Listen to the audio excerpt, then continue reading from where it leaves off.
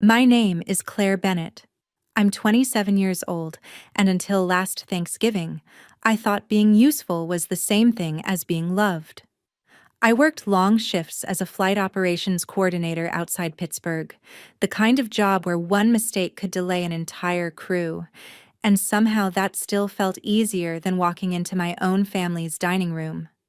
By the time I pulled into the driveway that night, I was already tired in the way that sits behind your eyes. The house smelled like turkey, butter, sage, and the kind of forced peace families put on like a tablecloth when everyone knows something ugly is hiding underneath. I had brought 2 pies, a bottle of wine I couldn't really afford, and the same stupid hope I brought every year, that maybe this time nobody would turn dinner into a courtroom with me as the defendant. I was wrong. The first half hour was all smiles, all harmless little questions, all that polished family performance people put on before they decide who gets humiliated first. Then my mother set down her glass, looked straight at me, and said it in front of everyone like she'd been rehearsing it for weeks. "You are a burden, Claire, and after tonight, you can't live with us anymore." Nobody laughed, but nobody defended me either. My father looked down. My younger sister froze with her fork halfway to her mouth, and in that 1 second something inside me stopped begging to belong there. Because the truth was worse than being unwanted. The truth was that I had been paying to stay in a home where they had already decided I was expendable. What happened next didn't explode all at once. It unraveled slowly, brutally, and in a way none of them saw coming. Before I tell you what happened after I stood up from that table, and what I said the next morning while packing my bags, tell me, what time is it for you right now, and where are you watching from? I'm curious to see how far this story will travel. Thanksgiving had always been presented as sacred in our house, which really meant nobody was allowed to say anything honest until the damage was impossible to hide. That year, the table looked perfect in the way fragile things often do right before they crack. Golden turkey in the center, a dish of sweet potatoes dusted with cinnamon, green beans no one ever really liked, my mother's linen napkins folded like we were performing for some invisible audience, and candles she only lit when she wanted the evening to look more successful than it felt. I had barely taken my seat before the usual routine began. My father asked how work was going in that distracted tone people use when they want credit for caring without risking a real conversation. My sister asked whether I would be on call over Christmas, and I told her maybe, because the winter schedule was always unpredictable. My mother smiled too brightly and started talking about rising prices, the cost of groceries, the mortgage, how difficult it was to run a household when some people understood responsibility and other people only knew how to drift. She didn't say my name at first. She never did when she wanted maximum effect. She liked warming the room first, letting discomfort spread slowly until everybody knew exactly where she was aiming, but nobody was brave enough to interrupt. I recognized that rhythm because I had funded it for months. For almost a year, I had been covering the electric bill from my checking account, paying for the internet, sending money toward mortgage shortages whenever my father said things were tight again, and quietly helping with Macy's school expenses whenever my mother used that wounded, exhausted tone that made refusal sound cruel. They called it helping the family. They called it doing the right thing. But somehow those phrases always meant my money and never my opinion. I remember looking around that table and realizing everyone there knew pieces of the truth, but not one of them was willing to assemble the whole thing. Then my mother finally did what she had clearly been waiting all evening to do. She set her fork down, dabbed the corner of her mouth with her napkin, looked directly at me, and said, "I'm going to say what everyone here is thinking. Claire, you're a burden. You're too old to still be here, and after tonight, you need to figure something else out." The room went so still I could hear the dishwasher humming in the kitchen and the faint rattle of the vent above the stove. For one strange second, I thought I had misheard her, because cruelty is always more surreal when it arrives in a calm voice. I actually laughed once, not because it was funny, but because shock sometimes sounds like disbelief trying to protect itself. A burden? I asked. That's the word you picked? My mother crossed her arms and leaned back slightly like she was settling into a decision she had already rehearsed in private. Yes, she said. You come and go, take up space, bring your moods into this house, and act like the world owes you patience. I stared at her, almost admiring the precision of it.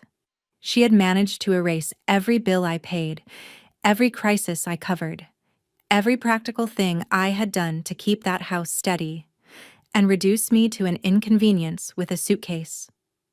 I turned toward my father, expecting at least discomfort, some human flicker that would tell me this had gone too far. But he only stared at his plate and rubbed his thumb along the edge of his water glass. That silence told me more than any speech could have. Macy whispered, "Mom." But so softly, it barely counted as resistance. My mother didn't even look at her. She kept her eyes on me, confident now, because she could feel the room staying with her through inaction. That was the worst part. Not just the insult, but the certainty behind it. She said it like she knew nobody there would challenge her version of me. I stood up slowly, pushed my chair back, and asked the only question that mattered. "Do you really want me gone?" She held my gaze without flinching. Yes. Clean, flat, public, final. Something cold moved through me then, colder than rage and steadier than pain. I picked up my coat, left the pie I had brought untouched on the counter, and walked toward the door. Nobody stopped me. Nobody followed me into the driveway. Nobody called my name.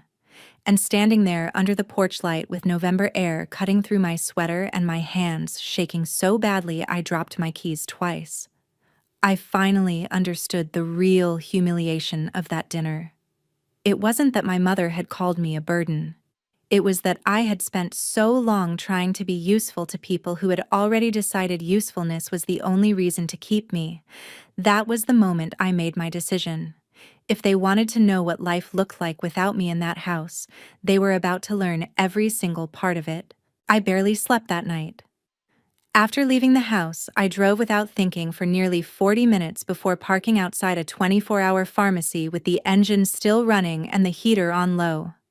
The fluorescent sign buzzed above me. Cars came and went, and I just sat there gripping the steering wheel, replaying my mother's voice until the words stopped sounding like a sentence and started sounding like a verdict. Burden. She had chosen that word carefully. It wasn't impulsive. It wasn't heat-of-the-moment anger. It was the kind of word people use when they want to make your existence feel expensive. I should have cried harder than I did. I should have collapsed under it. Instead, sometime around 3 a.m, hurt began hardening into something more useful. There is a kind of anger that wrecks you, and there is a kind that finally introduces you to yourself. By dawn, I had both. When I walked back into the house the next morning, nobody acted like a line had been crossed. That alone almost stunned me more than the dinner itself. My father was at the kitchen table pretending to read the news on his tablet, refreshing the same screen over and over like concentration could excuse cowardice. My mother stood by the coffee maker wearing her robe, moving with the calm efficiency of someone who believed she had said something unpleasant but necessary. Macy hovered by the fridge, quiet and pale, clearly aware that the house had shifted overnight even if she didn't know how to fix it. I said nothing. I went straight upstairs, opened my closet, pulled down my suitcase, and started packing. Not dramatically, not while sobbing, not in a panic. I folded clothes with the mechanical focus people use when emotion would only slow them down. Sweaters first, then work pants, then my toiletries, my chargers, my flight manuals, my laptop, And the framed college photo I had once kept downstairs until my mother said it made the living room look cluttered. I had just zipped one side of the suitcase when she appeared in the doorway and leaned against the frame like I was inconveniencing her morning. "So you're really going to make a scene out of this?" she asked. That sentence told me everything. In her version of reality, she had not made a scene by humiliating her daughter in front of the family at Thanksgiving dinner. I was making a scene by taking her seriously. I didn't answer right away. I kept packing for a few more seconds, then said, "You told me to leave?" She shrugged, almost bored. "I told you the truth. That's different." A few seconds later, my father appeared behind her, but he stayed several feet back, as if physical distance might protect him from moral responsibility. "Claire," he said, "maybe just calm down and think this through before you do something dramatic." I turned and looked at both of them, really looked, and for the first time the entire structure of our family felt obvious. My mother handled the cruelty. My father handled the silence that made it survivable for her. Everyone else adjusted around the damage and called it normal. "I already thought it through," I said. "Probably a lot longer than either of you have." My mother folded her arms. "Then let me save you the disappointment. Living on your own isn't as easy as pretending you're some underappreciated martyr in this house." The contempt in that sentence almost made me laugh, because it was still built on the same assumption that I was bluffing, that fear would send me back into line, that I would rather accept humiliation than uncertainty. She still didn't understand that uncertainty was beginning to look peaceful compared to staying. I carried a box into the hallway. She followed me downstairs, talking the whole way in that clipped tone she used when she wanted every word to feel like a correction. "You have no idea what the real world costs. You think paying a few things here and there makes you the backbone of this house? You are unbelievably arrogant sometimes." I stopped halfway down the stairs and turned around slowly. "A few things here and there?" I repeated. But I let it go for the moment and kept walking, because I wasn't ready to say everything yet. In the living room, with my suitcase by the door and my keys in my hand, she looked at me with that tight, victorious smile she always wore when she thought life was about to teach me a lesson on her behalf. "You'll be back in a month," she said, "maybe less." And that was when something in me settled. Not cracked. Settled. All the panic of the night before burned off, and what remained was clarity. I looked at her, then at my father, then at the room I had spent years helping maintain, without ever truly belonging to it. And I said the 4 words that changed everything. "Cover your own bills." For a moment nobody reacted, as if the sentence had entered the room in a language they didn't recognize. Then my mother blinked. My father looked up sharply. Macy froze near the hallway. I let the silence sit there long enough to become understanding before I added, "Starting today." That was the first time I saw actual fear move across my father's face. My mother opened her mouth, but nothing came out immediately, and that alone told me I had finally said the one thing they had never prepared for. They had prepared for tears. They had prepared for pleading. They had prepared for guilt, retreat, and reconciliation. They had not prepared for consequences. They had never thought of my help as dependence because dependence sounds embarrassing when you say it out loud. They called it family. They called it pulling together. They called it doing my part. But standing there beside my suitcase, watching their expressions shift from insulted to confused to quietly alarmed, I knew they were finally doing the math, not just financially, but psychologically. If I walked out and really meant what I had just said, then the system they had been living on without naming it was about to collapse in plain sight. My mother recovered first. She always did. "Don't be ridiculous," she said, letting out a dry laugh that sounded more defensive than amused. "We are not dependent on you." I pulled out my phone, opened my banking app, and looked directly at her. The electric autopay comes from my account. The internet comes from my account. I've been transferring money to Dad for the mortgage every second Friday. I paid Macy's senior trip deposit, her laptop fee, and the HVAC repair in September. I also covered groceries twice last month when your card declined. Do you want me to keep going? My father stood up so fast his chair scraped hard against the floor, the noise sharp enough to make Macy flinch. He hated facts whenever facts disrupted the comfort of pretending not to know things. That's not fair, he said immediately, which told me he had no argument stronger than denial. We never asked you to do all that. I stared at him. No, I said. You just accepted it every single time. My mother stepped forward then, anger returning because exposure always enraged her more than conflict itself. You're acting like we exploited you. That is disgusting. I almost admired how quickly she shifted into offense, how naturally she recast herself as the wounded party. No, I said calmly.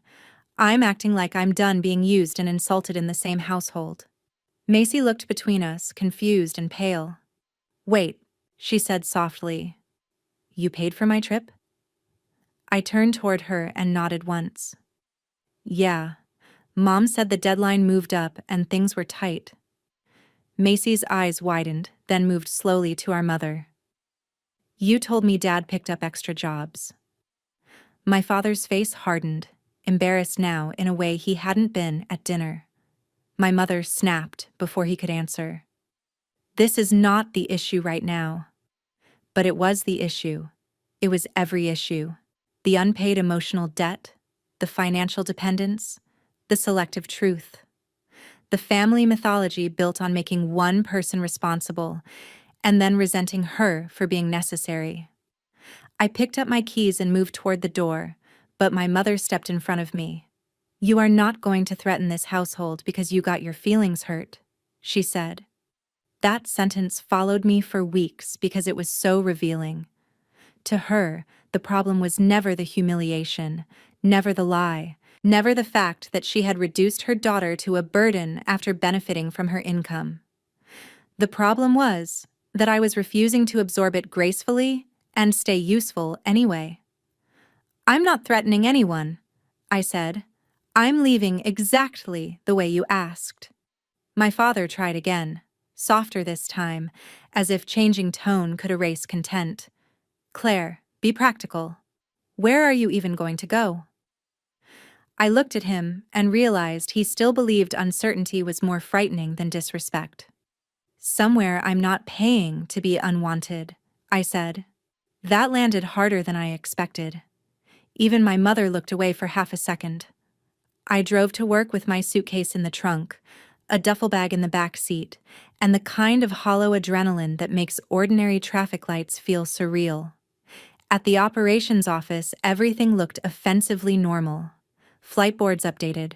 Phones rang. People complained about weather delays and crew timing. I answered emails, checked manifests, confirmed turnaround times, and spent the entire morning functioning with the eerie clarity that sometimes follows a personal disaster.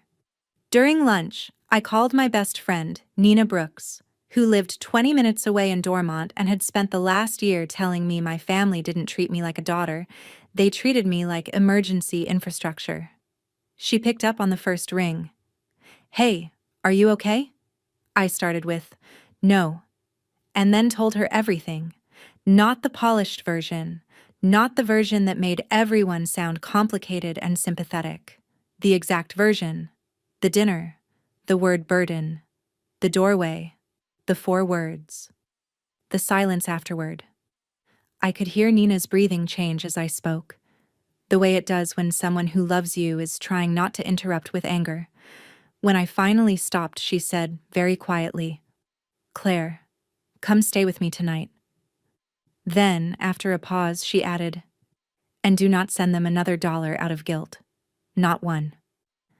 I turned in my chair and looked through the office window at a regional jet taxiing across the tarmac, guided by lights, lines, signals, systems, all of it designed to keep something heavy from going off course. That image stayed with me. I had spent years being that system for my family, silently correcting, covering, adjusting, stabilizing. And now they were furious that I had stepped off the runway. That evening, when I drove to Nina's apartment instead of my parents' house, I expected panic to hit the second I parked. Instead, I felt exhausted, humiliated, hungry, relieved, and strangely calm all at once. Nina met me at the curb in socks and a sweatshirt, took one look at my face, grabbed the duffel from my back seat, and said, "You're not going back there tonight." It was such a simple sentence, but I nearly cried hearing it, because it was the first thing anyone had said in 2 days that sounded like protection instead of control. Inside her apartment, with a lamp glowing in the corner and takeout containers on the coffee table, the world felt smaller, safer, and more honest than the house I had just left. And for the first time since Thanksgiving dinner, I let myself consider the possibility that walking away had not destroyed my life. It may have been the first step toward getting it back. The first 48 hours after I left were almost funny in a dark, revealing kind of way. My mother didn't call to apologize. She called to test my boundary. The first message said, "You forgot your winter coat." The second said, "The utility company emailed something weird." The third said, "Your father can't access the payment portal." By message 4, the performance had cracked. "Claire, this is childish." By message 6, the anger had arrived in full.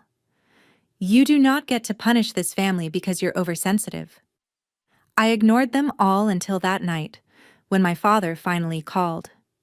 Not to ask how I was, not to ask where I was staying. He asked whether the electric bill had really been set to my account and whether I had paused anything. That word did something to me. Paused. As if I had temporarily interrupted a service they assumed would resume once I cooled off. "No," I said. "I canceled everything in my name." Silence.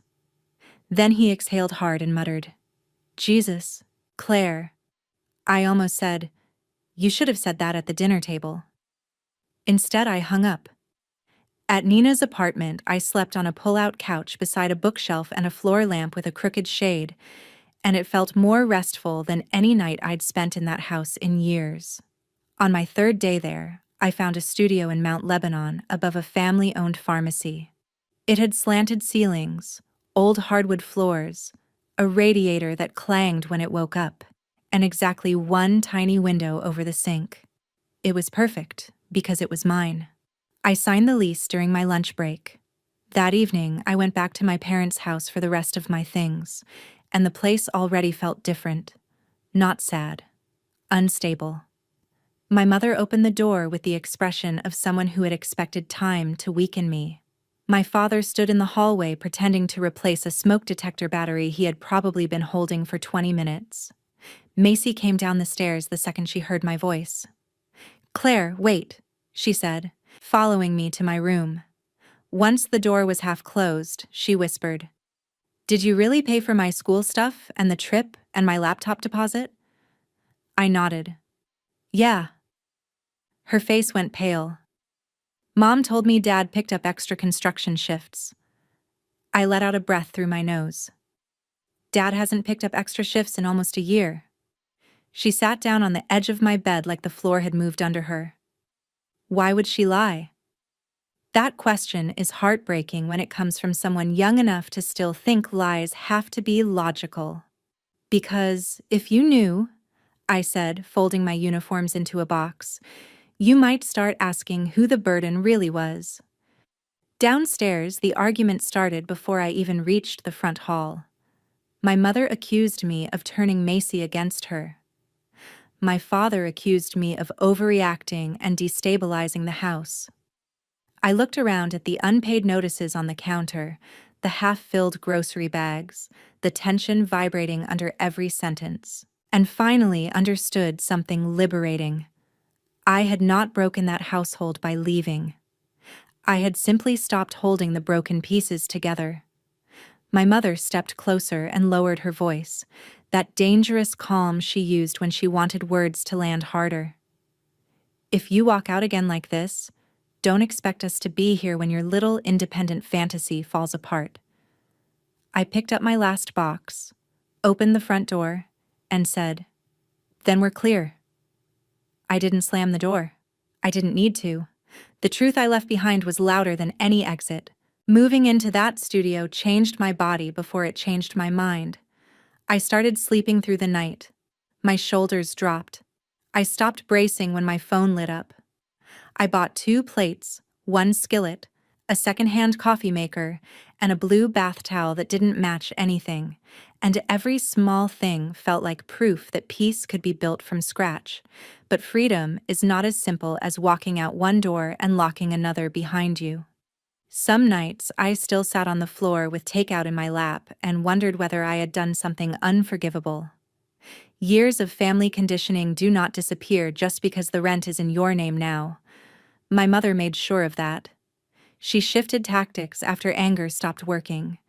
She started sending paragraphs about sacrifice, about how mothers aren't perfect, about how hard adulthood really is, about how disappointing it was that I had chosen money over family. Then came the extended family. An aunt texted that my parents were under terrible strain. A cousin I barely spoke to messaged me, "I heard you abandoned your family right before Christmas." That one stunned me enough to laugh. There it was. The revised story, already making the rounds. I was no longer the daughter who had been called a burden and kicked out after years of financial support. I was the selfish daughter who left her struggling parents when they needed her most. Nina told me not to respond to any of it, but I needed air. So one Sunday afternoon, I drove to a small park in Bethel Park, where my grandfather, Walter Bennett, often sat feeding birds and pretending he didn't enjoy correcting strangers about baseball statistics.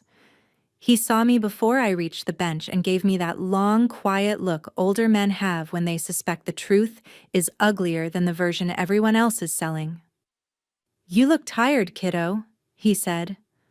I sat beside him and told him everything. This time I didn't edit my story to sound fair.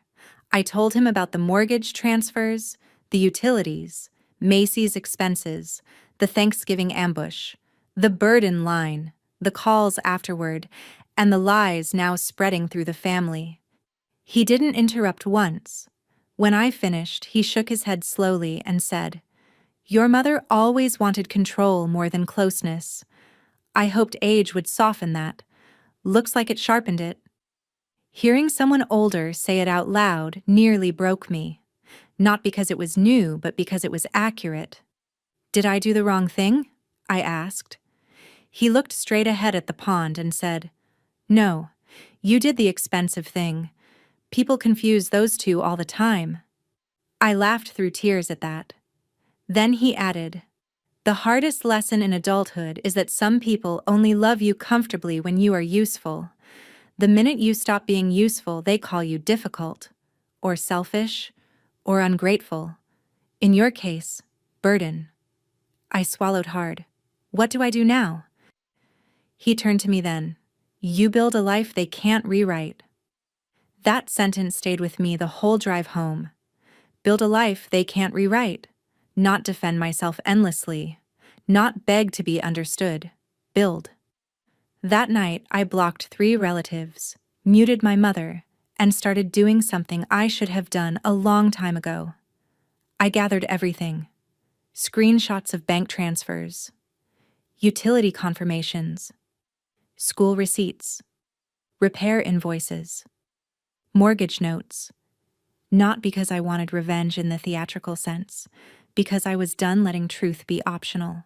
The end came 2 weeks before Christmas, and it came the way things usually come in families like mine, not with grace, but with pressure. My father called me from an unknown number because I had stopped picking up his regular one. His voice was tight, thinner than I remembered. "Claire, the mortgage is short. Your mother said maybe there was some misunderstanding about what you stopped covering." I stood in my kitchen holding a grocery bag and almost admired the phrasing. A misunderstanding. As if my departure had been an accounting error. There's no misunderstanding, I said. I stopped funding a house where I was called a burden. He sighed like I was making the conversation inconvenient. Can we not do this again? That was the moment something final clicked into place. You mean, can we not talk honestly again? I asked.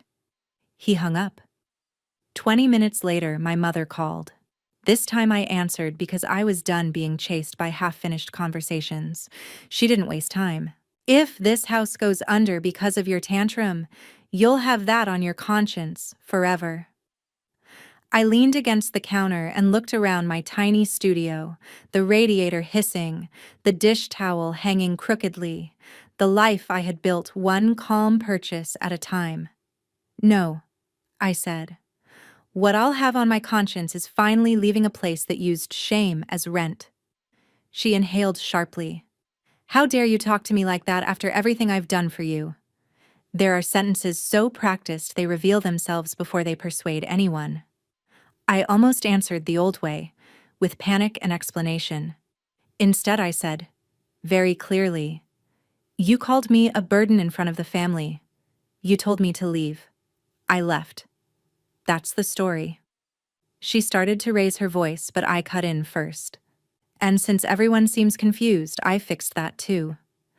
Earlier that afternoon, after one more relative hinted I should help your parents quietly instead of making them look bad, I had sent a simple, factual message into the family group chat. No insults, no drama, just dates, amounts, screenshots, and one paragraph.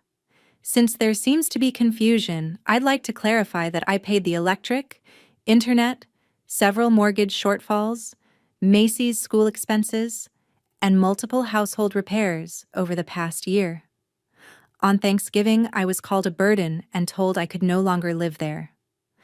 I moved out the next morning and ended all payments in my name. Please stop contacting me to suggest I abandoned a household I was financially supporting. That was it. Clean, documented, irrefutable. The silence after I sent it lasted 9 minutes. Then the calls began. An aunt apologized. A cousin unsent a lecture. My grandfather texted, proud of you. Macy called crying, not because I had exposed anyone, but because she had finally seen how much of her reality had been edited for her. My mother, of course, was furious. Not about what happened, about the loss of narrative control. You humiliated us, she said. No, I answered. I corrected you. She went very quiet after that, the kind of quiet that means rage has run into a wall it can't push through. Then she said the saddest, truest thing she had said in years. You've changed.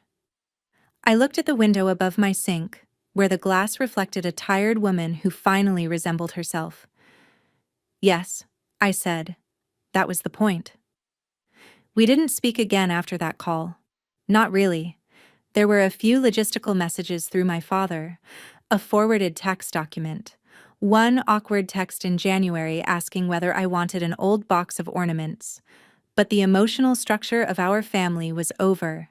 My mother could no longer threaten me with exile after I had survived it.